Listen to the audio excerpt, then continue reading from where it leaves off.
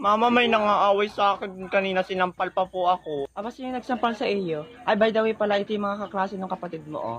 Ay, anak kong bunso. Uy, bis, di ba yun yung kaninang sinampal-sampal natin na bata? Halagagi, oo nga, yan yung inagawan ko pa ng pinggan sa kasinikmuraan ko. Mama, sila po yung... Parito ang bata ka.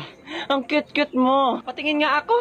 Oo nga, ang cute-cute mo nga. Subukan mo magsumbong at titiikin kita. Bitawan mo ako. Mama, sila po yung nagsampal sa akin. Bunso, kaklase ng mga kapatid mo. Mami, sino sila? Nakaklase mo ba yung mga yan? Yuck! Wala akong kaklase mukhang chimpanzee. Oy, ang kapal ang mukha nito ay mukha ka namang lantutay na gamo-gamo. Teka lang, hindi kayo kaklase ng anak ko. Mga patay gutom kayo, grabe kayo makakain, tapos sinampal nyo pa yung anak ko. Tayo natakbo na. Mga patay gutom kayo, mga bukol-bukol ang ulo niyo, mga bulwak na aso. Manahimik kang bata ka. Huwag mong sasaktan ng anak ko, lumayas kayo! Ang kapal ang mukha ninyo, ang tabang naman ng spaghetti nyo. Oo nga, tapos yung kaldereta, puro buto-buto, palibasa yung mga bisita, mukhang asong yagit. Baka pagreklamo kayo, samantala